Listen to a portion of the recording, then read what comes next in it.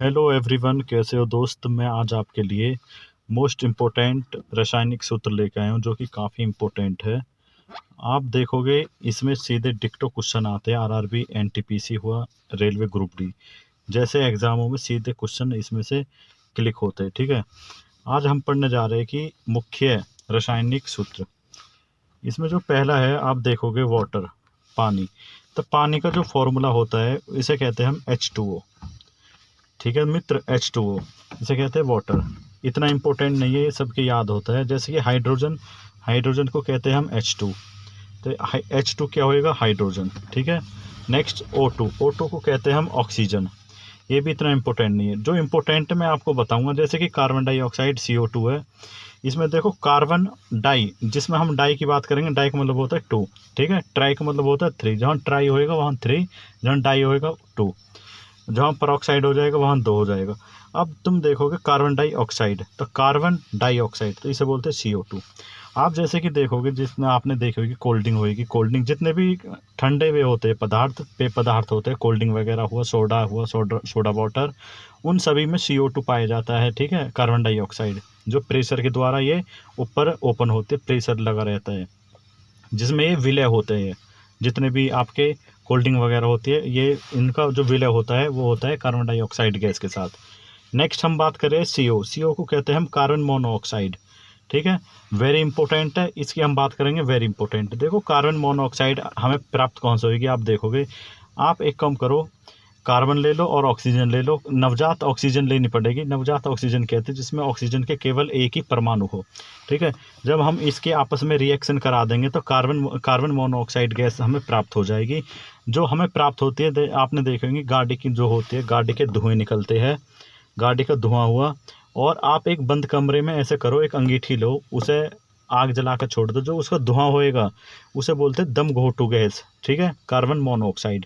तो इसी के कारण व्यक्ति की मौत हो जाती है। आपने देखा होगा कभी कभी एक बंद कमरे में एक अंगीठी या कोई चूल्हा जल रहा है, अब उसमें एक व्यक्ति सो रहा है, तो उसकी अचानक मौत हो जाती है। उसका जो लॉजिक होएगा वो ये है कि कार्बन मोनोऑक्साइड गैस का बनना। ठीक है। नेक्स्ट हम बात करते हैं नाइट्रोजन, जो कि नाइट्रोजन है। देखो नाइट्रोजन के बारे में इंपॉर्टेंट मैं बात बताऊंगा क्या होता है नाइट्रोजन। जितने भी हमारे चिप्स वगैरह होते हैं, चिप्स हुए, कुरकुरे हुए, जितनी भी ये थैली होती है नमकीन की, इनमें हम जो गैस का प्रयोग करते हैं दोस्तों, उनमें नाइट्रोजन होती है और हीलियम होती है। दो गैस होती है, एक N2 होती है। नेक्स्ट इसमें बात करेंगे हीलियम की। ठीक है, इन दो गैसों को इसलिए भरा जाता है ताकि कि वे जो हमारे खाद्य पदार्थ होते हैं वो बिगड़े नहीं। अगर वो आपस में अगर हम इन गैसों को नहीं रखेंगे तो वे ऑक्सीजन के साथ मिलकर रिएक्शन कर जाएंगे, जो कि हमारे खाद्य पदार्थ होते हैं वो खराब होने के चांस बढ़ जाते हैं। ठीक है। नेक्स्ट, ये वेरी इंपॉर्टेंट है, इसे कहते हैं हम H2S। H2S को कहते हैं हाइड्रोजन सल्फाइड। ठीक है, वेरी इंपॉर्टेंट है H2S। अच्छा मेरे दोस्त, अगर मैं इसमें बात करूं जैसे कि H2S, आप देखोगे ग्रुप डी के लिए वेरी इंपॉर्टेंट है H2S। अब इसमें हम अगर सल्फर की हम ऑक्सीकरण संख्या निकालनी है, जिसकी भी हमें ऑक्सीकरण संख्या निकालनी है, उसको मान लेते हैं हम X। अब हाइड्रोजन है, हाइड्रोजन के परमाणु में कितने इलेक्ट्रॉनिक होते हैं, एक होते हैं। तो इसमें एक इलेक्ट्रॉन हो जाएगा पॉजिटिव, और दो है ही, तो दो की वन में मल्टीप्लाई करेंगे, दो प्लस लगा देंगे। सल्फर की निकालें, सल्फर को मान लेंगे हम X बराबर में 0 कर देंगे। तो हम करेंगे X बराबर में 2 ले जाएंगे 0 के बराबर, -2। तो सल्फर की ऑक्सीकरण संख्या कितनी होगी, आप कह दोगे -2 हो जाएगी। अमोनिया, दोस्तों अमोनिया वेरी इंपॉर्टेंट है। अमोनिया जो कि हैवर विधि से बनाई जाती है ये, तो अमोनिया NH3। ठीक है, अमोनिया याद रखोगे NH3। नेक्स्ट हम बात करें H2 हुआ, O2 हुआ, इसे कहते हैं हाइड्रोजन परऑक्साइड। ठीक है मेरे भाई, हाइड्रोजन परऑक्साइड।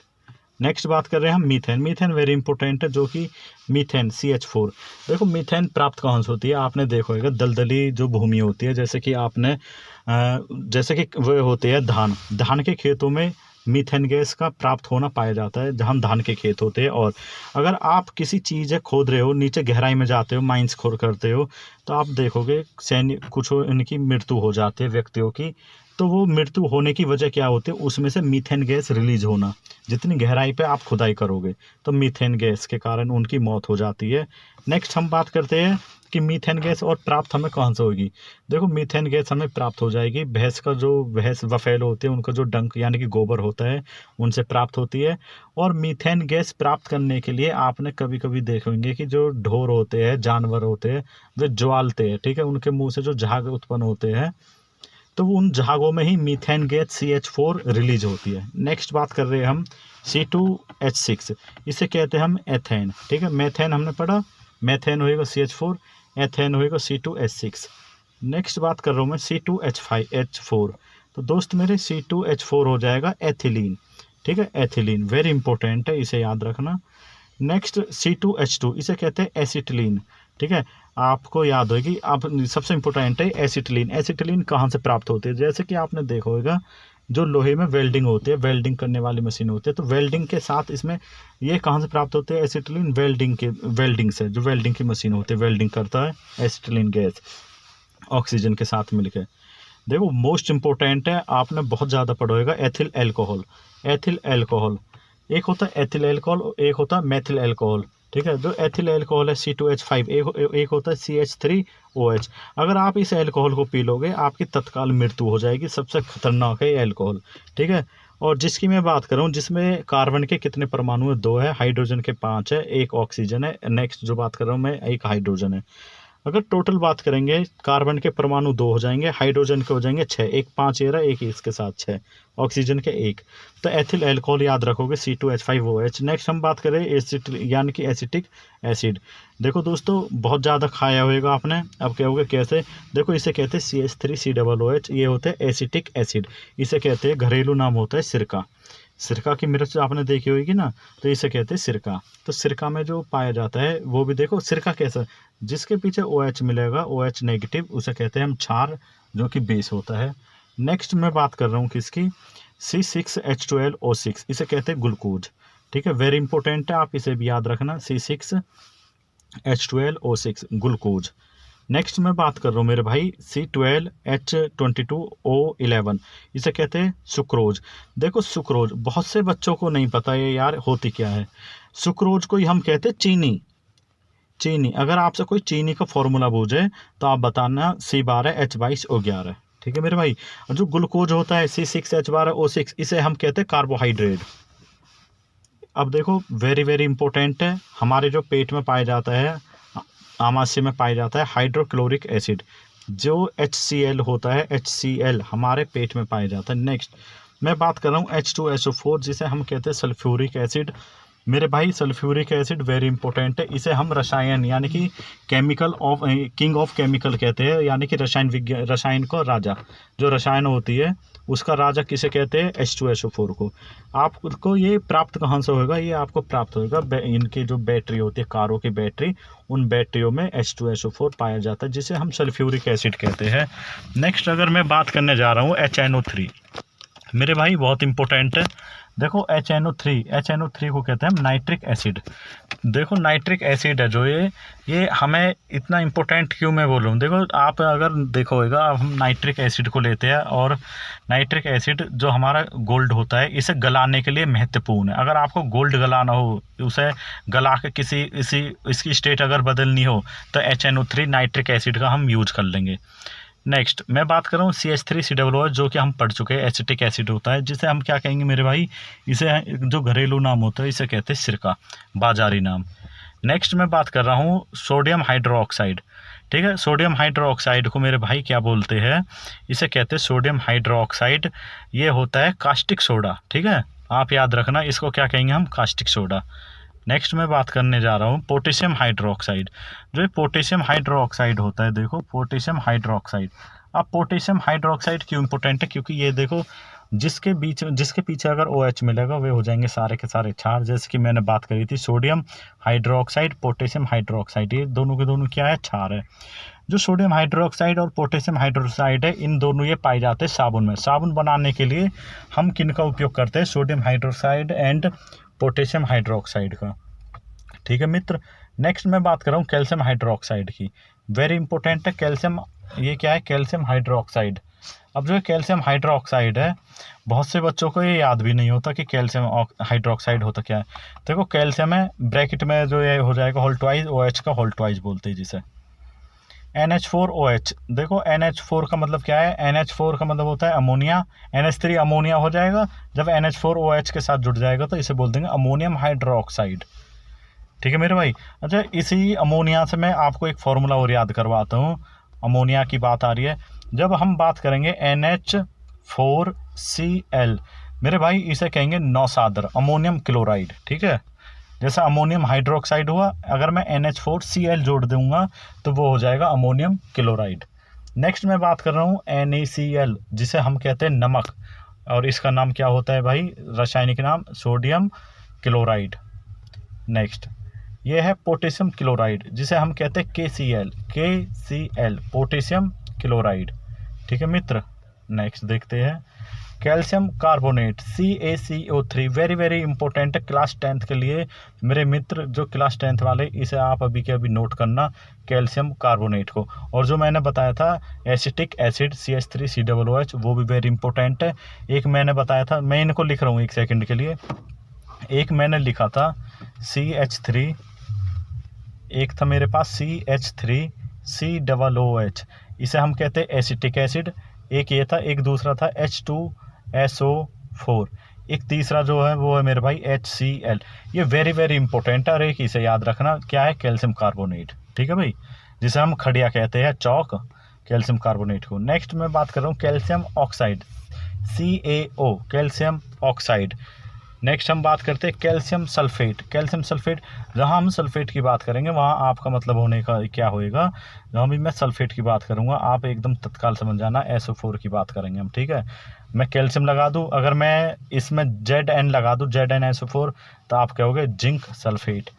अगर मैं लगा रहा हूँ CaSO4 तो आप कहोगे कैल्शियम सल्फेट। ठीक है, सल्फेट का मतलब होता है SO4। नेक्स्ट देखो मेरे भाई सोडियम कार्बोनेट।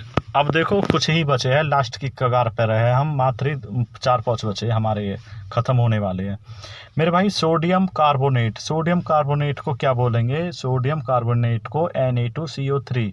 ठीक है, वेरी वेरी इंपॉर्टेंट है, इसे कॉपी में नोट करना 10th वाले और 9th वाले भी। इसे कहते हैं sodium bicarbonate, very very important है, यूपी बोर्ड के लिए वेरी इंपॉर्टेंट कहूँगा मैं इसे। इसे ज़रूर नोट करना भाई, 10th वाले और 9th वाले भी। इसका नाम क्या है मेरे भाई, सोडियम बाइकार्बोनेट, जिसे हम हिंदी में उसे मैं कहते हैं बाजारी नाम कि सोडियम कार्बोनेट, सोडियम बाइकार्बोनेट, बाजार में कहेंगे हम खाने वाला सोडा। ठीक है मेरे भाई, जिसे हम पूरी सब्जी में मिलाते हैं, पूरी फूल जाती है, केक वेक बनाने में भी इसका यूज करते हैं हम। नेक्स्ट मैं बात कर रहा हूँ, देखो NH4NO3, देखो NH4NO3, ये तो अमोनिया होगा, अमोनियम, अब इसके साथ NO3 होगा तो nitrate, ammonium nitrate. Next Na2SO4, sodium sulphate, repeat है, दोबारा से रिपीट हो गया है। ठीक है, इसका हो गया, वेरी इंपॉर्टेंट है। ये भी बहुत ज़्यादा इंपॉर्टेंट है, ये क्या है मेरे भाई, इसे कहते हैं हम पोटेशियम नाइट्रेट, पोटेशियम नाइट्रेट। अब पोटेशियम नाइट्रेट को याद रखना, ठीक है भैया। नेक्स्ट मैं बात कर रहा हूँ लोहे ऑक्साइड। देखो जो लोहे ऑक्साइड है Fe2O3, जिसे आयरन ऑक्साइड कह देंगे हम, लोहे को आयरन ऑक्साइड। नेक्स्ट मैं बात कर रहा हूँ भाई Fe3O4। Fe3O4 क्या है, इसे कहते हैं मैग्नेटाइट, लोहे के ये अयस्क है, लोहे के अयस्क होते हैं, मैग्नेटाइट, रूबिकाइट, ये जितने भी अयस्क होते हैं। तो Fe3O4, एक होगा Fe2O3, जिसे हम कहते हैं आयरन ऑक्साइड, तो लोहे के अयस्क होते हैं। ये क्या है, कॉपर सल्फेट। कॉपर सल्फेट देखो फिर आ गया, ये मैंने जो बताई है, रिपीट है। अब रिपीट का मतलब ये नहीं है कि रिपीट हो रहे हैं, ध्यान दो, इसमें कॉपर सल्फेट है तो सल्फेट की जगह हमें क्या यूज करना है, SO4। अगर मैं Zn लगा देता हूँ, Zn और SO4 लगा दूँ, तो इसका मतलब है जिंक सल्फेट। ठीक है मेरे मित्र, अब ZnSO4, बस मैंने इसमें Zn लगा दिया, अभी मैंने बात करी पीछे ही, तो ये जिंक सल्फेट हो जाएगा। अब देखो इसमें क्या है, सोडियम ऑक्साइड, Na2O, तो इसे कहते हैं sodium oxide. MgO very very important है, आपने पढ़ा होगा रासायनिक अभिक्रिया में, जब मैं मैग्नीशियम की अभिक्रिया ऑक्सीजन के साथ कराऊंगा तो मुझे क्या प्राप्त हो जाएगा, MgO। MgO, देखो ये अभिकारक है, ये उत्पाद बन जाएगा हमारा, ठीक है। ये रासायनिक अभिक्रिया है, वेरी वेरी इंपॉर्टेंट है, NCERT के पहला ही चैप्टर है, पहले ही चैप्टर की पहली ही रिएक्शन है ये, ठीक है मेरे भाई, जिसे संयोजन रिएक्शन भी कहेंगे, यानी कि दो चीज जुड़ के एक उत्पाद बना रही है, दो अभिकारक मिलके। नेक्स्ट देखो, ये है हमारा एल्यूमिनियम ऑक्साइड Al2O3, ये एल्यूमिनियम का SKU। नेक्स्ट मैं बात कर रहा हूँ H2CO3, इसे कहते हैं carbonic acid, carbonic acid very very important है, H2CO3। तो मेरे भाई वीडियो का लास्ट ही था ये H2CO3। तो मेरे मित्र वीडियो कैसी लगी, वीडियो को लाइक करना और चैनल को सब्सक्राइब करना। Okay bye, thank you every